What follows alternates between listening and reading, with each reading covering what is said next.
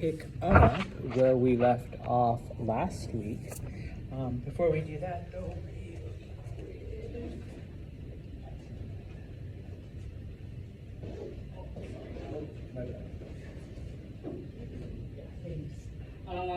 so we started talking about the early history of the United States, the first, 20-something odd years. And I promise I'll come back to this really quick, but just as a summary, okay? We looked at the presidency of George Washington, all right, and how, well, number one, first president, he was the unanimous decision of the Electoral College. And so as the first president, obviously he set a lot of the precedents that many, presidents since him have used. For example, the idea of having a cabinet, in this case, group of advisors that, head up different departments and give them advice and take care of things that Washington isn't quite up to date with. All of this falls under the Constitution Necessary and Proper Clause. One of the other precedents that he sets that, with like one exception, maybe two, isn't broken, and that is the one of just serving for 2 terms, because the presidency was never supposed to be a lifetime appointment. It isn't until the 1960s that it's finally like an amendment that, a president can only serve for 2 4-year terms. Some of his things, that we talked about that occurred during his presidency, he institutes the policy of U.S. isolation, and the United States is basically, on its own up until like World War II. They, staying out of European affairs and leaving Europe alone and trying to escape all of the stuff from there. Some of the things that happened during his presidency, like the Whiskey Rebellion and the French Revolution, and so all of that is a part of his early policy. Then, and we finish up with the Adams presidency. John Adams was our second president because of a small quirk in the Constitution. They didn't take into account political parties. Remember that originally it was supposed to be the highest vote getter was president, the second highest was vice president, and so because of this, John Adams was president, but his vice president was Thomas Jefferson, who was a member of a different political party, so made the presidency kind of hard. John Adams, despite the fact that he won the election, was very unpopular, okay? Mainly because he was an elitist and really couldn't relate to people, okay? Yes, he was smart. Yes, he was influential. Yes, people voted for him. But once he got into office, he had the personality of a toad. No offense to toads, but, he just couldn't do it. 2 of the things that happened that completely destroyed his presidency. Number 1, the XYZ affair. Remember, this was where French officials wanted a bribe before, they would sit down and negotiate with the U.S. John Adams was like, no, and he quite literally called out these officials, and so it led to a quasi naval war with the French. And then 2 was the passing of the Alien and Sedition Acts, which basically made it much, much harder for people to come to the United States and to immigrate and become citizens. And anyone who violated those acts were immediately put in prison without any due justice. And it also infringed on people's First Amendment rights, because anyone who was critical of Adams was also arrested under the Alien and Sedition Acts, okay? Remember that all of this, the Constitution and the Bill of Rights and whatnot, it was created without any kind of thought to political parties, but by the time that Washington was elected for his second term, we basically had 2 groups, one known as the Federalists, one known as the Democratic Republicans.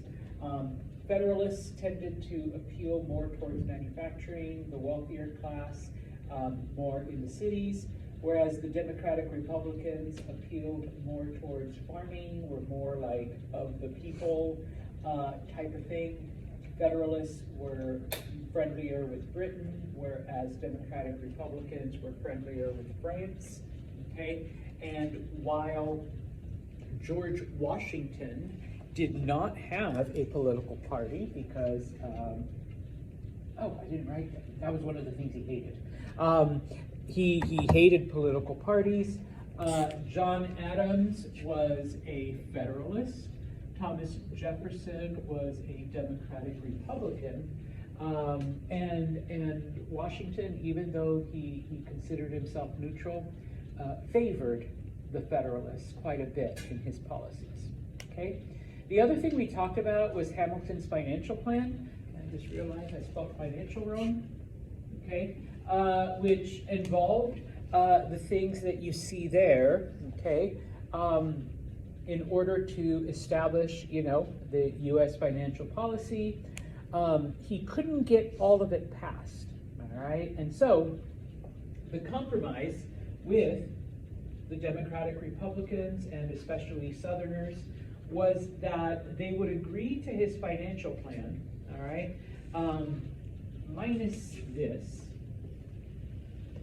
if the capital of the U.S. was moved to a area between Virginia and Maryland, which eventually becomes Washington, D.C., okay? Does anyone remember the little fun fact, where was it supposed to be before this compromise? No. Oh. Yes. Yes. Do you remember which part of New York? No? Brooklyn. Okay, so what today is Brooklyn would have been our capital. I don't know if they would have named it Brooklyn, but yes. Okay, but yeah, you were halfway there. All right, I wanted the borough. So yeah. All right. So let's move on and look at Thomas Jefferson. Okay, the election of 1800. Thomas Jefferson runs for president again. John Adams is seeking re-election, okay? And it is the first election, even though political parties have already been a part of American life for about 10 years, where political parties basically take control of an election, okay?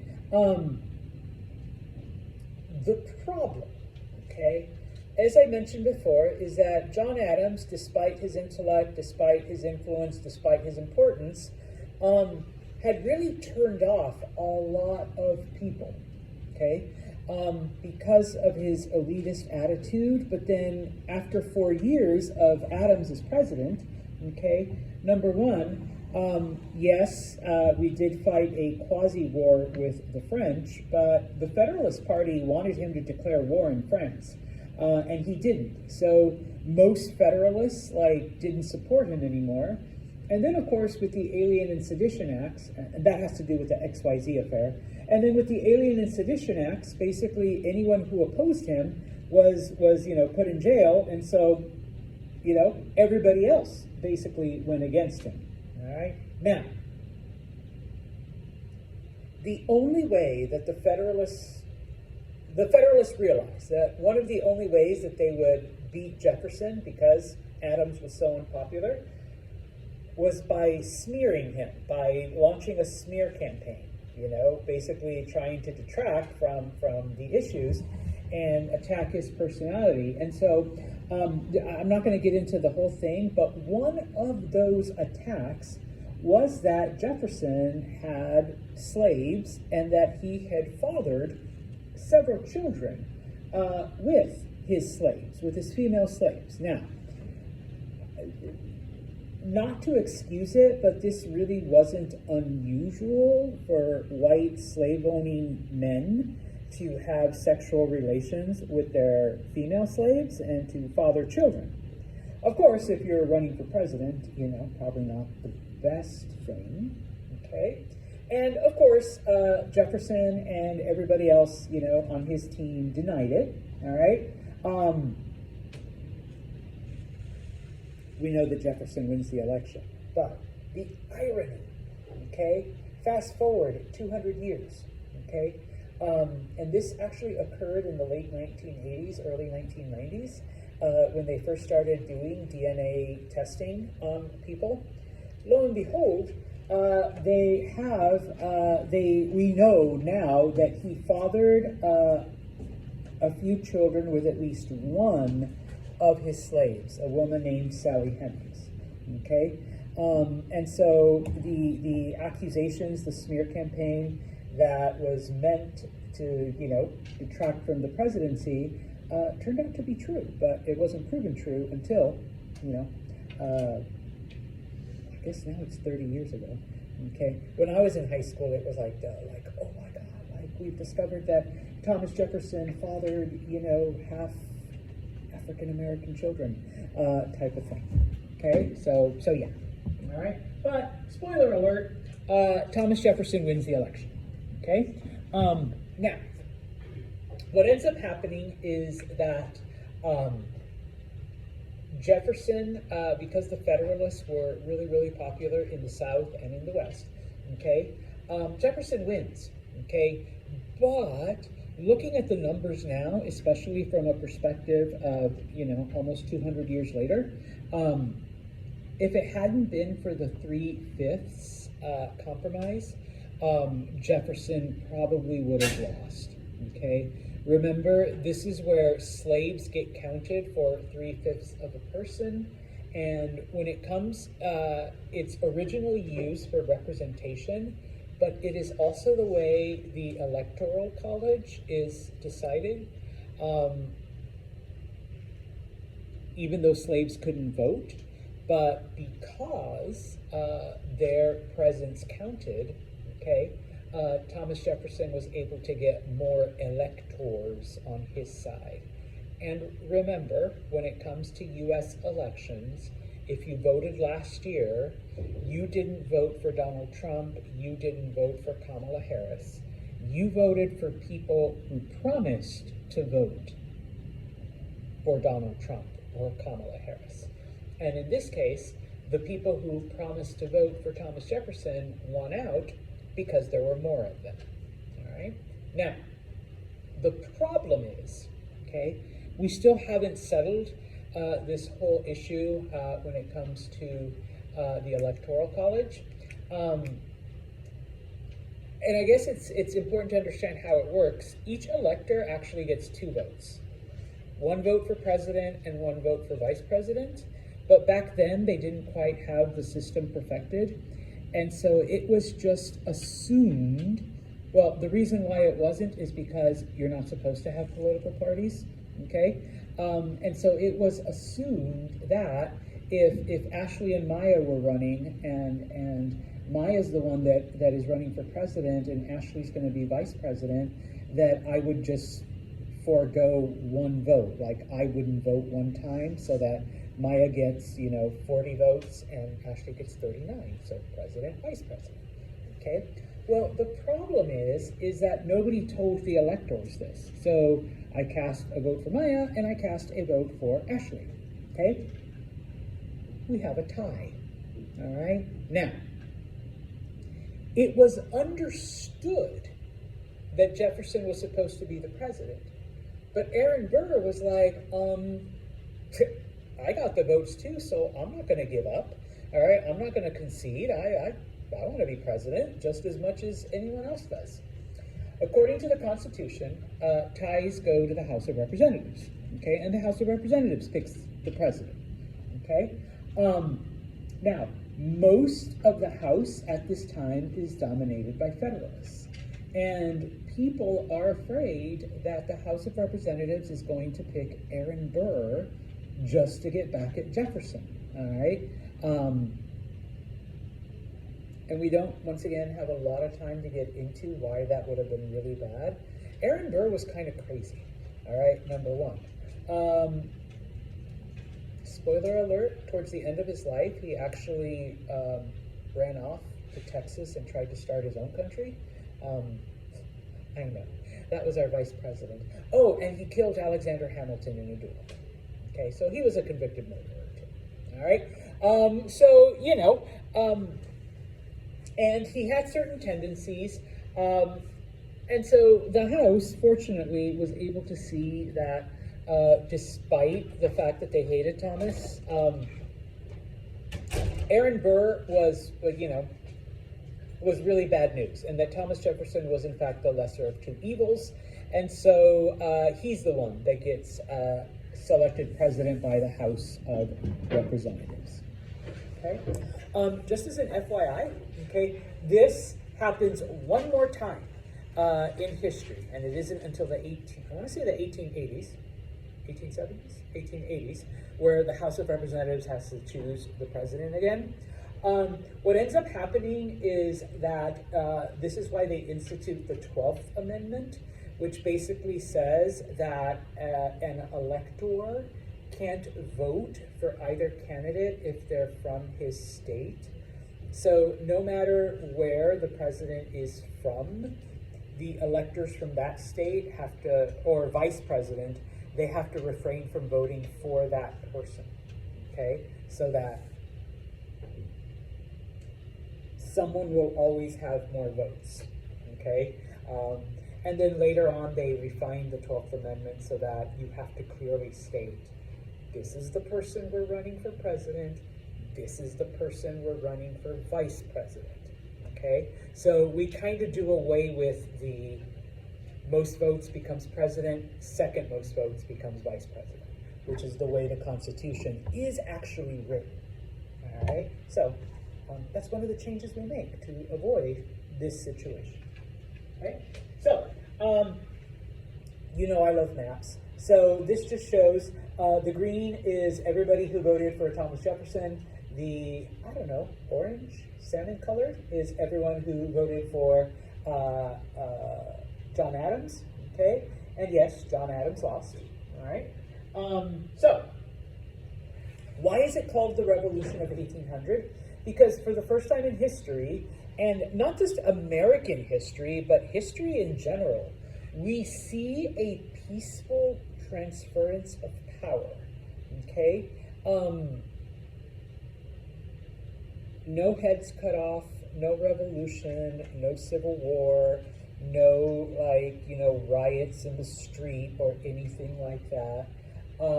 Jefferson comes in, John Adams, hands him what he needs. They shake hands and they go their separate ways, okay? Thomas Jefferson realizes, hey, if we want to be able to run the country, we do need, to make peace with the people we just beat, okay? So he tries his best to maintain peace and a working relationship with the Federalists, okay? Because that's the only way things are going to get done. And in his acceptance speech, in his inaugural address, he basically says, okay, now that the election is over, we are all Federalists, we are all Republicans, let's get to work. Let's make our country better, okay? Now, a little bit about Jefferson, okay? He is very simple, he's very down to earth, despite the fact that, he wrote the Declaration of Independence, and he was one of our ambassadors to France, and, he did all of this stuff. He had a plantation, he was a farmer, he really wasn't, anything too out there, okay?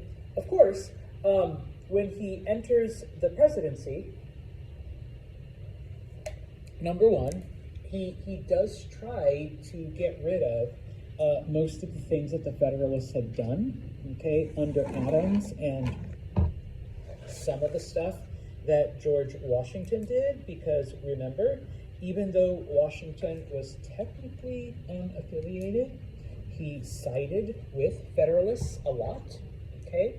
And then, of course, definitely one of the first things that he does is he ends the Alien and Sedition Acts, okay? So he gets rid of that, so now,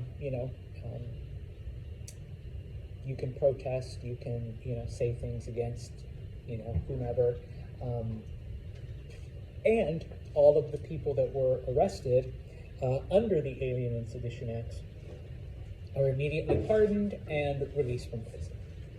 Okay, so what does Jefferson do? Under Jefferson, okay, remember, well, I don't remember if we mentioned it. His vision of the United States was that we would be a country of small farmers.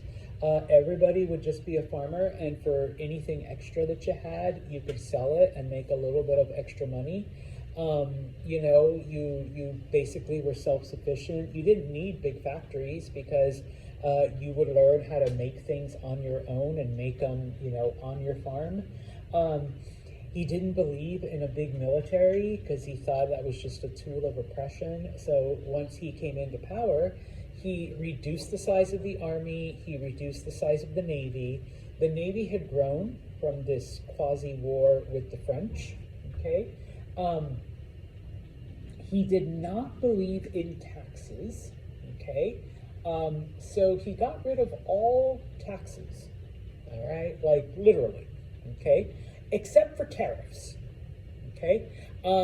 And so, one of the things, though, about that is despite the fact that the government is not taking on any more income, he does manage to pay off a lot of the debts that the country had, okay? Now, a lot of people are like, wait a minute, how does he get rid of all the... Well, you know, remember, we're cutting down the size of the military. He's getting rid of a lot of government employees. So, you know, the government doesn't need a lot of money if you don't have a lot of people working for it, okay? And what little stuff, you know, the government is doing, the tariff money was more than enough, okay?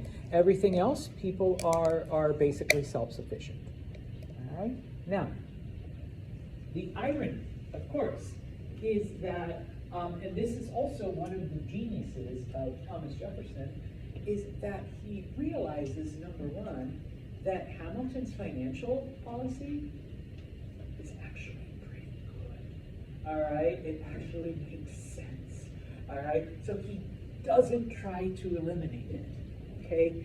The other thing that as he becomes, you know, more and more involved in politics is that sometimes you do have to compromise. Sometimes you do have to give a little to get a little. Okay, and he literally had no issues with that. Now, I promise I'll come back, okay? But just to remind you, okay, he's like, yeah, you know what? The debts that everyone else had, yeah, we're not doing taxes, but you know, the government can continue to sell bonds to raise more money if we need it, and of course, you know, the Bank of the United States has actually helped in regulating interest rates, in printing money, and back then, and you know, if you want, I can bring in my gold dollars again. Remember back then, paper money was limited to the amount of gold that the country had on hand. You know, the Bank of the United States is doing a great job at keeping all of our gold safe. So I was against the bank, but Jefferson's like, you know, it was actually kind of a good thing, all right? And like I said, it all comes from the fact that he realizes that, yeah, sometimes you do need to compromise. Sometimes you do need to say, you know what, I don't like you, but that was a pretty darn good idea, all right? So let's put it into play, all right? Now,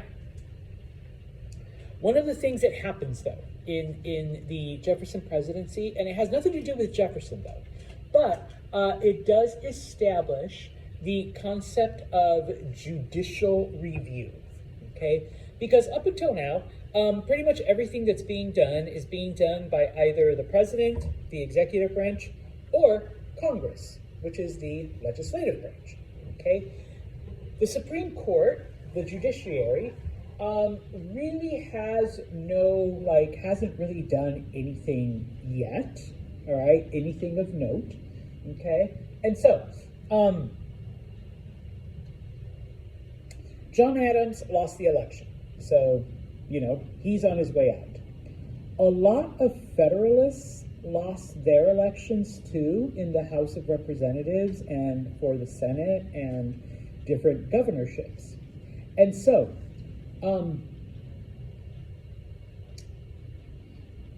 one of the things that John Adams tries to do to try to maintain the relevancy of the Federalists is by appointing judges to different judgeships that are Federalist leaning. Okay? Now, he stays up late into the last day of his time as president, signing these orders. You know, I appoint Chris as judge, I appoint this person as a judge, so that, you know, because, let me back up. Judgeships are typically lifetime appointments, okay? Whether it's the Supreme Court or any other federal thing, all right? You're a judge for life until you either die or decide to retire, all right? Nobody can, like, boot you out unless you're, like, you know, really bad or like a pedophile or, you know, shit like that, okay? And so, okay, what ends up happening is the Republicans, the Democratic Republicans, challenge these nominations. Okay? Now, John Marshall is the Chief Justice of the Supreme Court, and one of the judges, one of the appointees, let me back up, is a man named William Marbury, okay? And the new government refuses to seat him as a judge, and so basically he sues the government. James Madison, his name is on there because he was the Secretary of State. He sues the government for his judgeship, okay? It goes all the way to the Supreme Court. A man named John Marshall, all right, is the Chief Justice, all right? So it's up to him to basically, you know, decide, does William Marbury get his judgeship, or, you know, are the Republicans good in blocking his appointment? Okay? And like I said, up until this point in time, nobody really knew what the Supreme Court could or could not do. Nobody had actually tested, you know, the Supreme Court's power. All right? Oh, and John Marshall is a Federalist. So everybody thinks, oh yeah, he's going to rule and he's going to decide in favor of, you know, all of these Federalist judge appointees. Okay? Well, spoiler alert. Okay? John Marshall basically throws out the lawsuit. Okay? Because he says, number one, your lawsuit has no basis. All right? It has no basis because the law that you're trying to base it on is unconstitutional. If that law is unconstitutional, then the law doesn't exist, and that means that your lawsuit doesn't exist. Okay?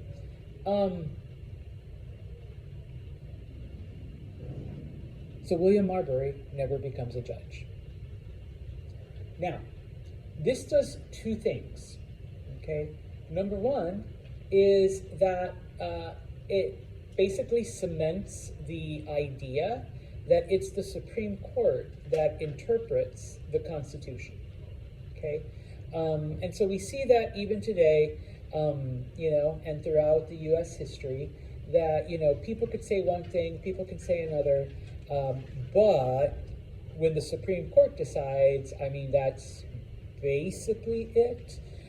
We have seen some weird stuff recently with the current president, but throughout history, once the Supreme Court says something, it's basically law, okay?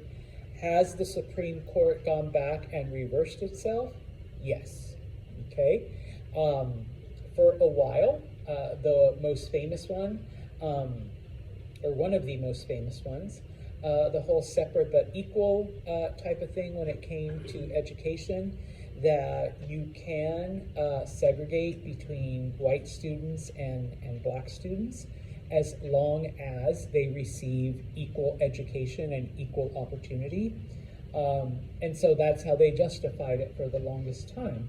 Obviously, black schools were not getting equal access, and so later on, in Topeka v. Board of Education, the Supreme Court reverses itself, saying it never was equal. So obviously, and it's impossible to make it equal if you keep people separate, all right, type of thing, okay?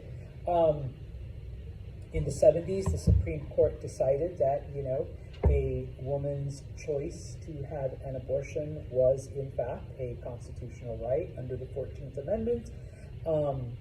The current Supreme Court has decided, no, it should be decided by the states, okay? And so that's why today, certain states like New York and California allow women to decide if they want to terminate a pregnancy.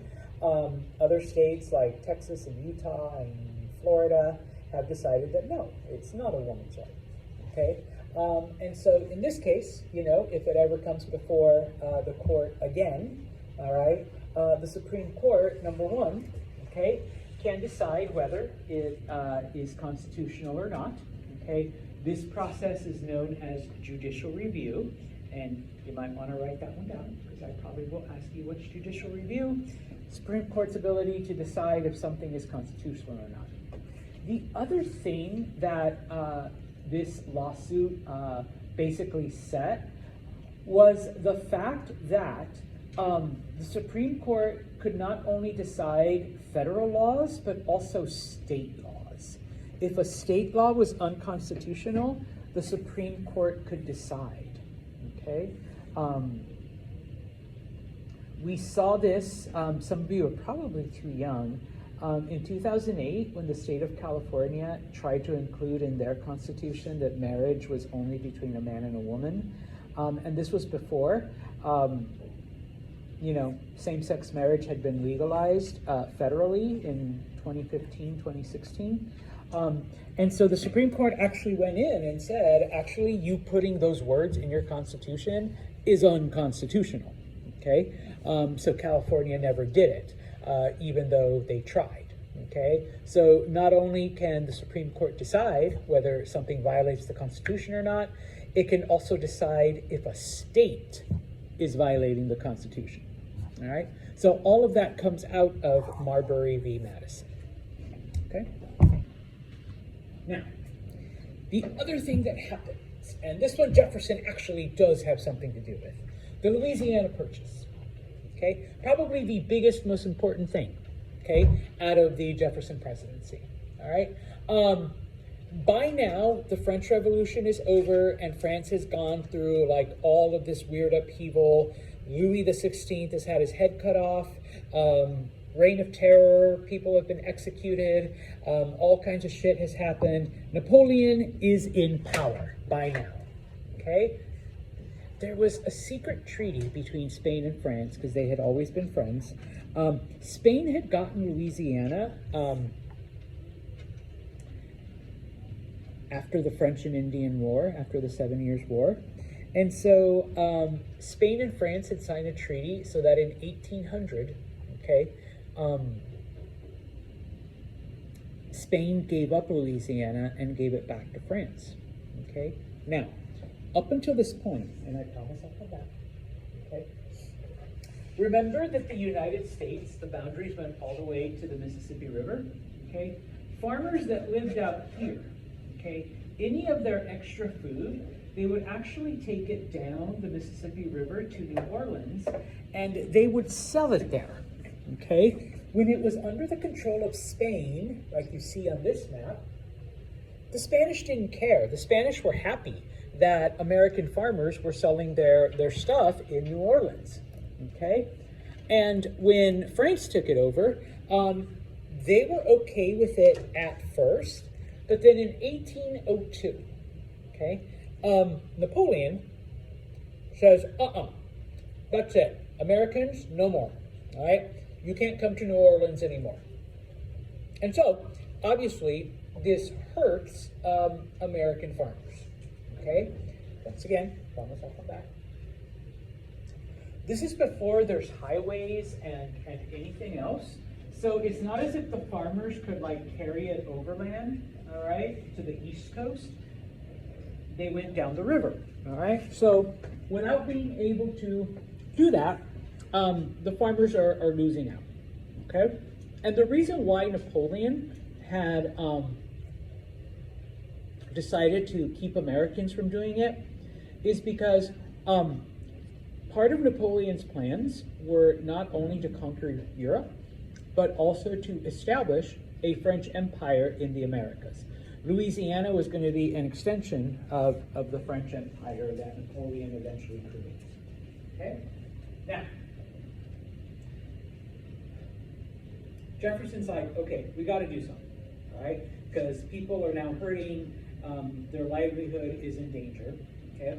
And so what Jefferson does is he sends diplomats, he sends, a negotiating team to go to France, and he basically orders them to buy the city of New Orleans and some of the land around it, okay, so that, once again, so that this now becomes the United States, okay? So it would just be like, just the area around the Mississippi River, okay? They're given the challenge to do that, and of course, try to get it for $10 million, okay? And once they do that, then, okay, farmers will still be able to go down the river, farmers will be able to sell all of their stuff in New Orleans, and everybody will be happy, okay?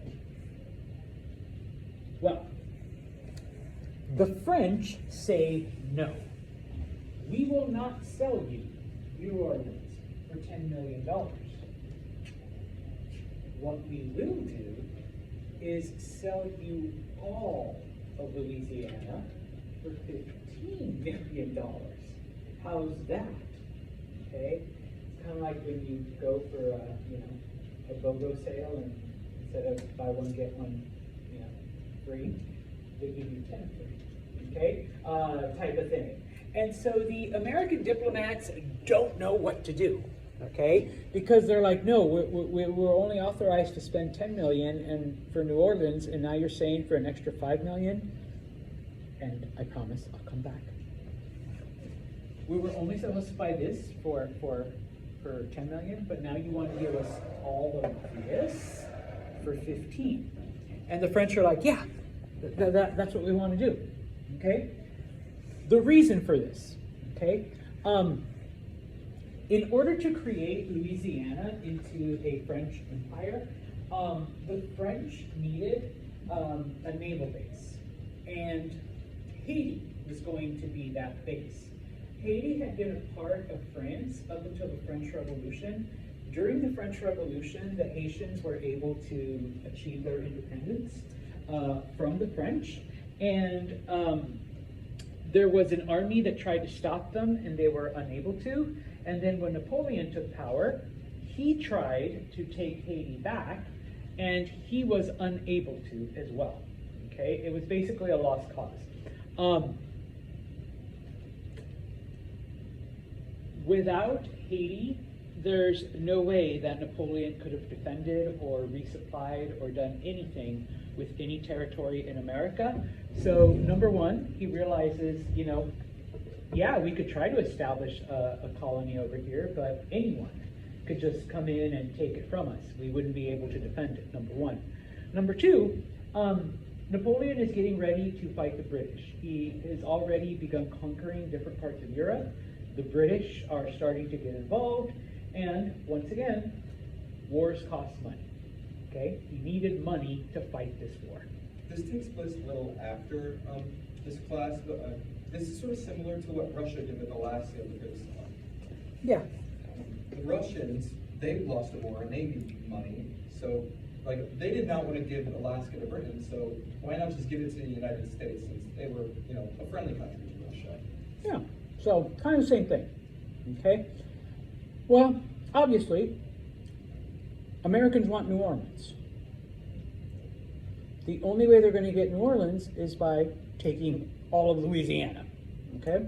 So it's a no-brainer, okay? Even though, all right, we're spending $5 million more than we were authorized, they do it, Okay? And so,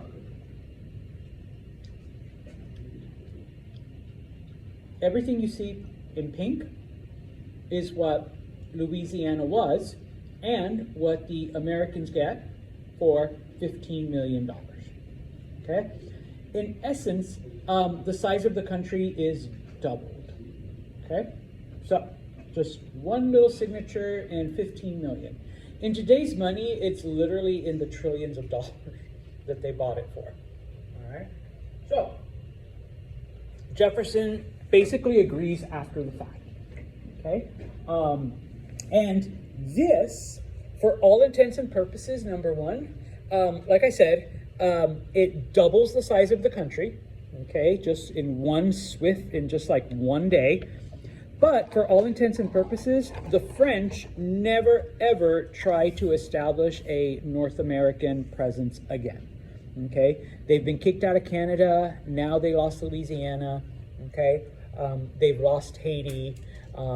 I mean, there's still like a couple of islands in the Caribbean that belong to France, but for all intents and purposes, the French have no more influence in North America, number one.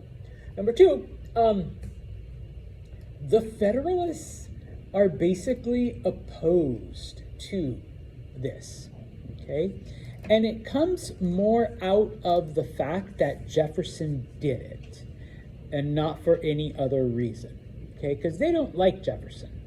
So we don't like anything that he does, even though he just made the country twice its size, even though now we have like all of this land, okay, that we can do stuff with.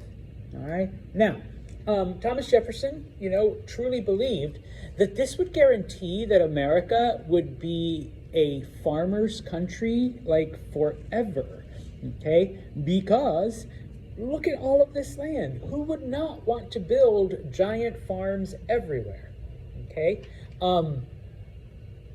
We really didn't become a farming country, although most of the area that was the Louisiana Purchase does become farmland.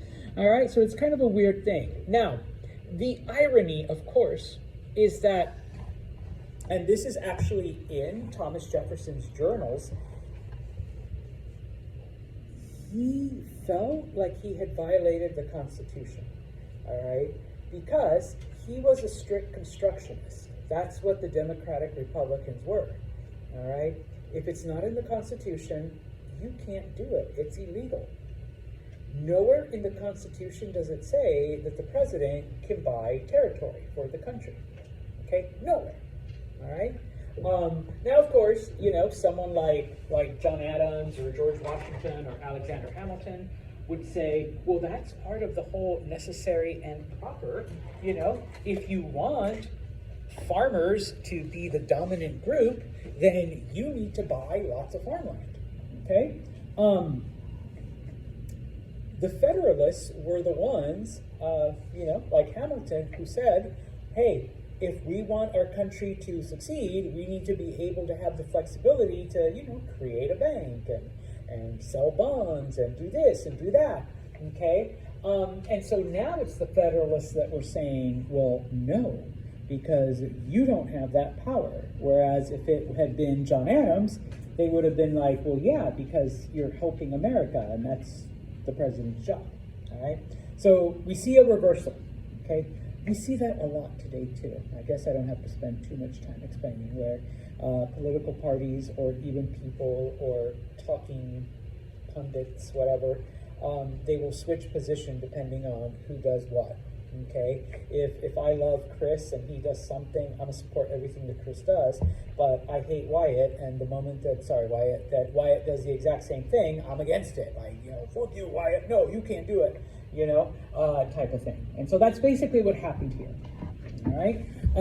But I do ask, why was the Louisiana? Why is this ironic? And it's because Jefferson thought that he was doing something wrong. He, like I said, he wrote in his journals like, I did something wrong. This is like so illegal, but we did it, and now we have all of this farmland. Okay. Now, of course. This isn't like today where you could just like point a satellite or ask GPS or ask Siri or Google or whatever to give you a map and tell you how to get there. Nobody really knew what was there, okay? And this is back in a time where, like, you know, people didn't even know what was on the other side of that hill, all right? So, Jefferson sends a man named Meriwether Lewis and a man named William Clark to lead an expedition to explore all of the Louisiana Purchase, okay? And not just to explore it, but to come back with reports of what it was, okay? In this case, they conducted both scientific experiments, they conducted soil experiments, they tried to find ways of not only, you know, how are we going to develop this land, like what kind of farms are they going to be, but, okay, what kind of natives live here, all right? Now, just as an FYI, most people back then thought that that area, the Great Plains, was nothing but a desert and nothing would ever grow because there were no forests. Everything east of the Mississippi was forested, and they just assumed because, well, trees require nutrients and we have so many trees here, so that means the soil must be awesome. Hey, look, no trees grow on that side, so the soil must be like gross and stupid. And of course, the opposite was true, all right? That is some of the most fertile farmland that exists in our country, okay? And I hope you know the story. They do obtain a Native American woman as their guide, a woman named Sacagawea. Basically, Lewis and Clark follow the Missouri River upstream all the way to its beginning, which is somewhere in Montana-ish. And then they keep heading west. They cross the Rocky Mountains, and then they end up at a river called the Columbia, which basically forms the border between Oregon and Washington today. And so they float down the Columbia River and they end up at the Pacific, all right? They become the first Americans to actually see the Pacific Ocean, and then they make their way back, okay? And so this map basically shows their journey. So they didn't actually explore the entire thing, but just basically the areas that the Missouri River took, the mountains of Montana, and then once they found the Columbia River, everything that surrounded the Columbia River, all right? But, of course, they brought back all kinds of knowledge and all kinds of stuff, and it prepared America to expand into those areas, okay? All right, so on to the next thing in the Jefferson administration, okay? Despite his friendliness with France, okay, one of the things that Jefferson had realized was that George Washington was right. We need to stay away from Europe. We need to stay away from Europeans, okay? They're basically nothing but trouble, okay, number one. Number two, Thomas Jefferson believed in a very, very small military, okay? Military, you have a big military, it's just gonna tempt you to use it against your own people or to go off and start conquering areas that you probably really shouldn't, all right? But of course, in this case, you know, there was no way to avoid a conflict. And in this case, it is a conflict known as the Barbary Wars, which was basically against a group of pirates that had their headquarters in North Africa, modern day Tripoli, okay, that part of North Africa. Yeah, no, the little tip. I mean, part of them were in Libya, and of course they were spread out. So it would have been partially Morocco, but their main headquarters was in Tripoli. Yeah, which is unbelievable. Yeah, all right. So in this case, okay, what ends up happening is that this area was known as the Barbary States, okay, and basically they were pirates. They would attack American and European shipments that were going in and out of the Mediterranean. The only way to avoid being raided was to pay tribute, to pay a fine, to pay protection money, okay? And for the longest time, Europeans, you know, just paid off the pirates, okay? So did the Americans, all right? But by the time of the Jefferson administration, many people are tired of paying off these pirates and losing a good portion of their profits, okay? What really sets it off, though, is that the pirates jacked up their prices for protection. They're like, yeah, last year it was X amount, now we want twice that much to not attack your ships, okay? And so, the pirates are like, okay, America, we'll just attack you, all right? We'll steal your stuff, okay, if you won't pay protection. And so in order to protect American shipping, and for whatever reason, it was actually cheaper for Thomas Jefferson to increase the size of the Navy and send Navy ships with cargo ships to protect them into the Mediterranean and to fight off the pirates, okay? This war, this naval war, lasts until 1804, okay? And spoiler alert, the American Navy wins, okay? The Barbary pirates basically say, okay, you guys proved your point. We won't attack you, and you don't have to pay, protection fees, okay? And so eventually, okay, other countries began to, resist. I don't want to call it oppression, but, the danger that the Barbary pirates presented. And so eventually the Mediterranean does become safer for not just American shipping, but for, other groups.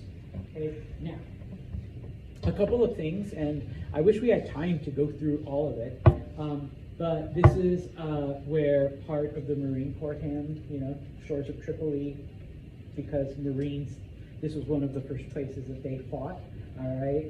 So it wasn't exclusively a naval war. Marines also fought. It was also some of the first amphibious assaults that, U.S. forces engaged in, type of thing. It established a precedent for, maintaining a certain size Navy and Navy ships protecting American shipping, okay? Of course, we get another ironic thing. Thomas Jefferson basically doubled the size of the Navy while he was president, even though he was against a large military force, all right? So, but like I said, it was actually cheaper to have a Navy, a bigger Navy, than it was to pay off the pirates, okay? So, all right, so the Barbary Wars, okay? Now, the last thing, the last thing in this, okay? Britain and France are at war, okay?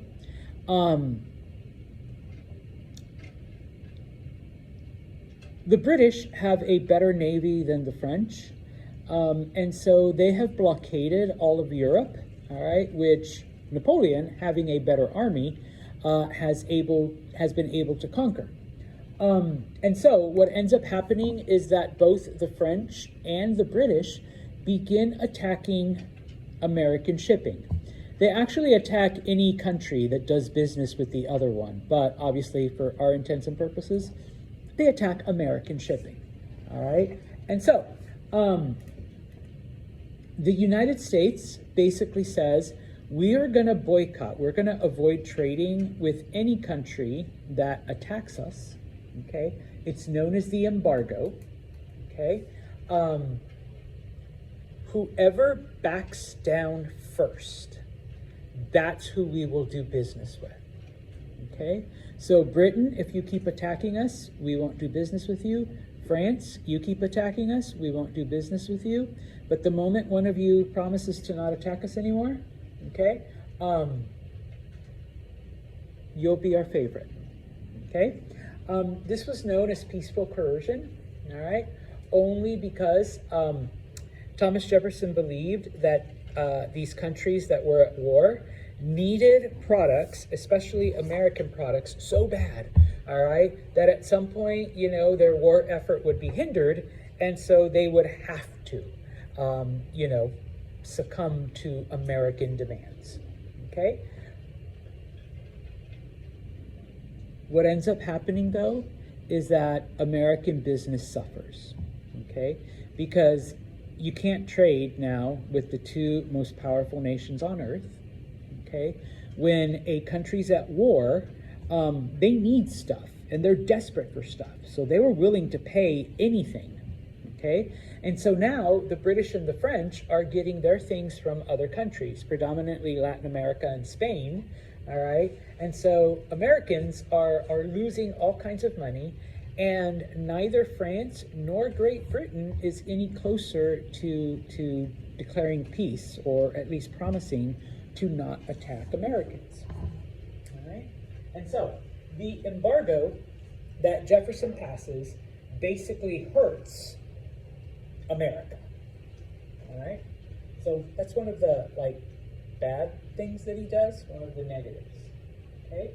I'm going to have to skip a little bit ahead, okay? 1808, the election happens, and James Madison becomes the new president, okay?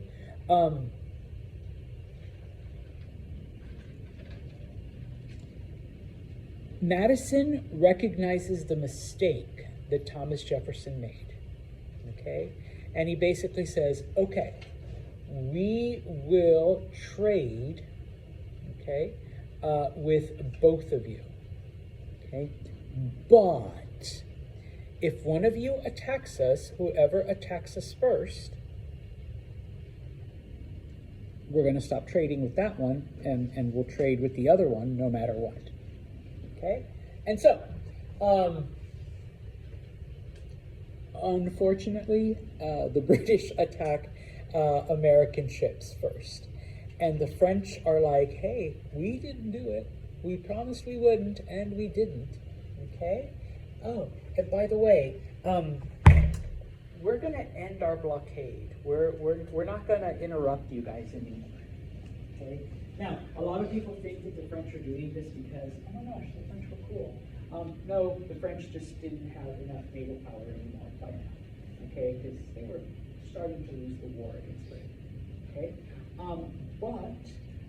Like I said, the British begin their attacks on American ships again, okay? And so the United States basically sides with the French, okay, when it comes to this, all right? Now, what does this lead us to, all right? And it's the last thing that we are going to cover, and that is the War of 1812, all right? And so in 1812, number one, James Madison, who is the president, puts an embargo against Britain, okay? Because remember, they attacked American shipping first, okay? In addition to attacking American shipping, the British are also engaging in something called impressment, which is where they kidnap American sailors and force them to work in the British Navy, all right? Now, by 1812, all of the leaders that had fought in the Revolution were either dead or retired, or like really, really, really old, okay? So, we have young men who are now replacing them in the government, in Congress, okay? These young men had never fought in a war before. To them, they had heard stories that their dads and their grandpas had told them about fighting the British and fighting the French and fighting, pardon the word, Indians, and, we won and we did this and such. And so they became known as war hawks because the two most important ones, and they become leaders for the next 50 years, a man named Henry Clay, who came from Kentucky, a man named John Calhoun for South Carolina, they become the most vocal, saying, we need to go to war. We need to fight, just like our fathers and grandfathers did, okay? John Calhoun in the South was basically like, we can take Florida. We could totally come to Florida tomorrow if we had to, all right? Most Americans, though, wanted Canada, all right? They saw Canada, it was a British territory. The British are the ones that are attacking us, so it makes sense. Let's attack Canada and take it. And oh my gosh, we could be a country that goes all the way from the north to, Florida, all right? And we've already expanded with the Louisiana Purchase all the way to the west, okay? And so, these guys are basically like convince James Madison to declare war on Britain, all right? With the promise that we're going to get Canada and we're going to get Florida. All right? So this is the War of 1812. Unfortunately, okay, it's one thing to say, let's go fight, but the United States is not prepared for war, okay? Even though the size of the Navy increased under Thomas Jefferson, it is no match for the British. The British had the most powerful navy on the planet. Their navy would be the most powerful for another 100 years. Okay? So, no match for the British. Okay? The United States basically had no army. There was about like 500 soldiers. Everything else relied exclusively on state militias. Okay? What today we would call the National Guard. Okay? All right. Not everyone wanted to go to war, all right? These war hawks in Congress, they were not the majority. They were just the loudest, okay? And so they were able to get Madison to declare war, and Thomas Jefferson, at some point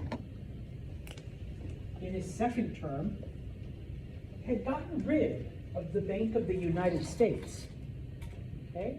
So, there really wasn't a lot of money because we had no more treasury, all right? It was kept in individual state banks, all right? So there was nobody really regulating the financial affairs of the country, all right?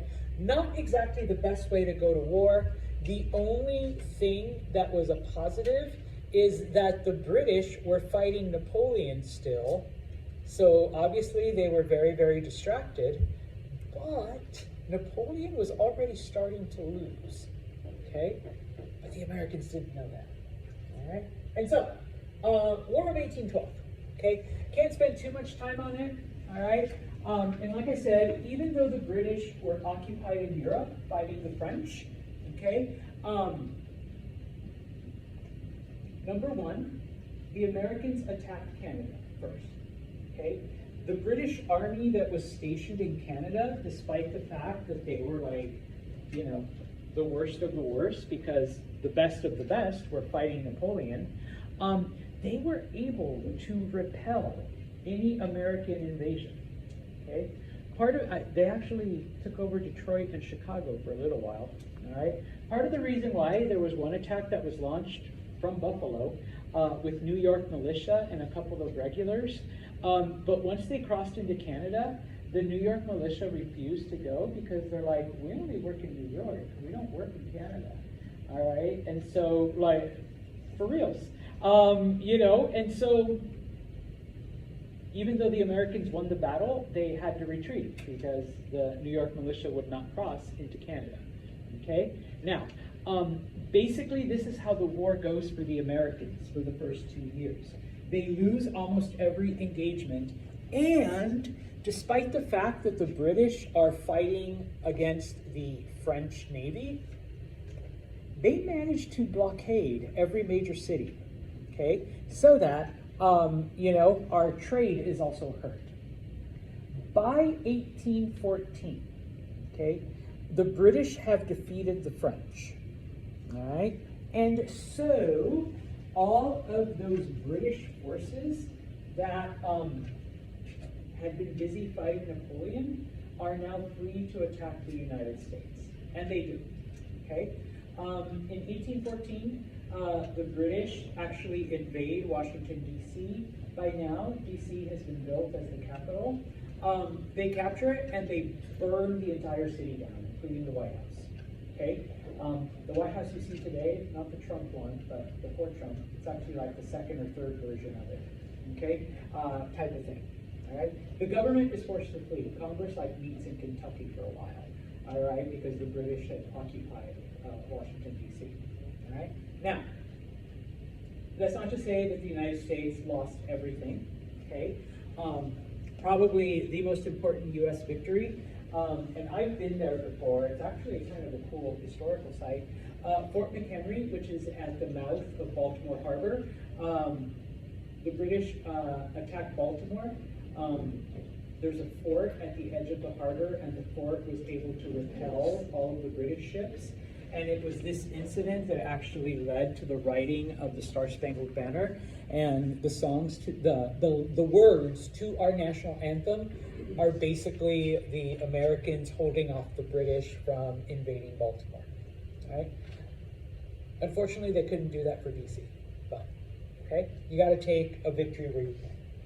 All right? And so this map that's also in the slides, I threw it up here, shows just some of the major engagements, okay? Now, probably where the U.S. is the most successful, and it wasn't even against British forces, okay? It was against Native Americans, all right? Because, once again, since the British were predominantly occupied in Europe, the British agents that were in Canada were able to supply Native Americans with weapons to fight against American forces.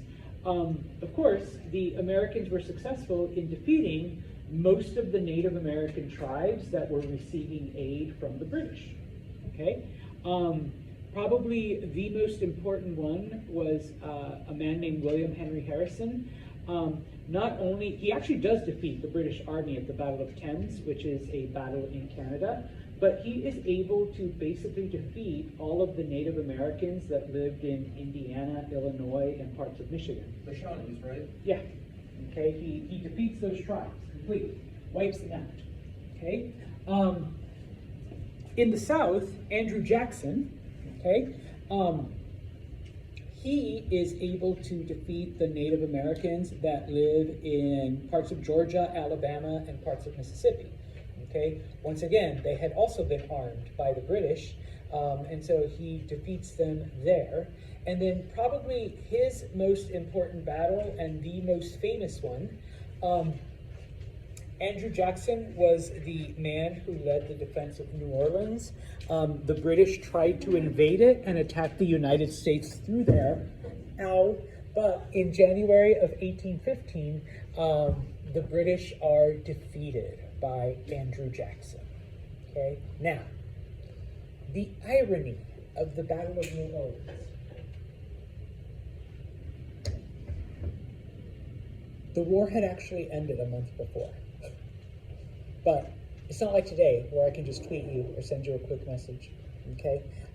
Messages took months, all right? The battle was fought. The British and the Americans, the Americans realized that, with the British forces no longer engaged against France, there's no way we're going to beat them. There's no way we're ever going to get Canada or Florida. And the British were like, you know what? There's really no point in fighting the Americans. I mean, so what if we beat them? Like, it's not like we're going to take over the land again. And the only reason we attacked them in the first place was because we were fighting the French and we wanted to keep them from trading with France, but we don't want that anymore. Like, hell, we wouldn't mind them trading with us now because, we need to rebuild and it's been a pretty long war. And so, in December, the Americans and the British had actually signed a treaty at the city of Ghent, which is in Belgium, okay? And basically, the treaty just said, we will stop fighting. That's it, okay? Nobody lost territory, nobody gained territory, nobody admitted guilt, nobody paid anyone anything. We're just gonna stop fighting and the war is over, okay? For all intents and purposes, it was a draw. It was a tie. And so we're just going to leave it at that. So, why is it important? Okay, like I said, number one, and these are some of the results of the war and some of the outcomes. It showed that America wouldn't be pushed around, okay, type of thing. If they could fight like the greatest country on the planet to a tie, that's already a victory. Okay, number one. Number two, this was the end of the Federalist Party. Because, little known secret, it came out afterwards, the Federalists had planned to form their own country that would have been Massachusetts, Maine, New Hampshire, and Vermont. They were going to break off, all right, because they didn't want to fight the war. They also discovered that many Federalists had actually conducted like business and trade with the British and Canadians, which was considered kind of treasonous, all right? And so, this basically dooms. Pretend you can see that I crossed out Federalists, all right? For the next 30 years, there's only one political party in the United States, the Democratic Republicans. Eventually that party splits, but that's it, the only game in town, okay? William Henry Harrison and Andrew Jackson become war heroes, okay? Both of those men are elected president, okay, because of their fame in the war, okay? Fun fact, William Henry Harrison served the shortest term of any president. He was elected, and he served for 30 days, and then he died of pneumonia. But it was his fame that made him president, okay? And finally, because Native Americans no longer have the British to supply them with weapons or any kind of help, because the British agreed, we will not do that anymore. I mean, they've been doing it ever since independence until this point in time. This is the beginning of the end for Native Americans. I mean, granted, it takes about 80 years. The last great battle was in 1892.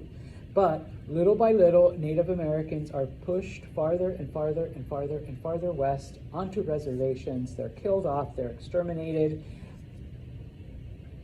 No British help, no outside help, nobody to give them weapons, nobody, nothing. Okay? So in the long term, like, yeah, it leads to their near annihilation. All right? A couple of other things, and this is literally the last slide, okay?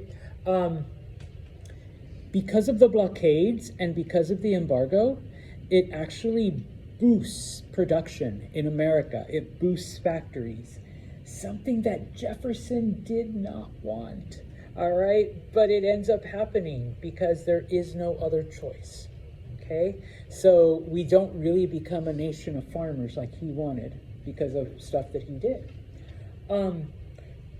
For all intents and purposes, this is literally the last time that the U.S. gets involved in any European affair until World War I. So it's about 100 years before we ever bother doing stuff in Europe again, okay? And so the U.S. basically focuses on itself and on growing, all right? And finally, a feeling of nationalism. For the first time, Americans refer to themselves as Americans. Before this time, people still called themselves, they didn't call themselves British, but they still referred to themselves as their home state. I'm a New Yorker, I'm a Virginian, I'm a Georgian, okay? But after the War of 1812, Americans begin to refer to themselves as American, okay, first, and then whatever state they're from. And this is why sometimes people call it the Second War for Independence, okay? Because the quote-unquote American identity doesn't actually start until then, right? Questions? We will continue then with our next chapter. I'm going to look, but we're going to have to skip a little bit into Andrew Jackson and some of the other stuff to get us to the Civil War at least, all right, on Tuesday. All right, guys.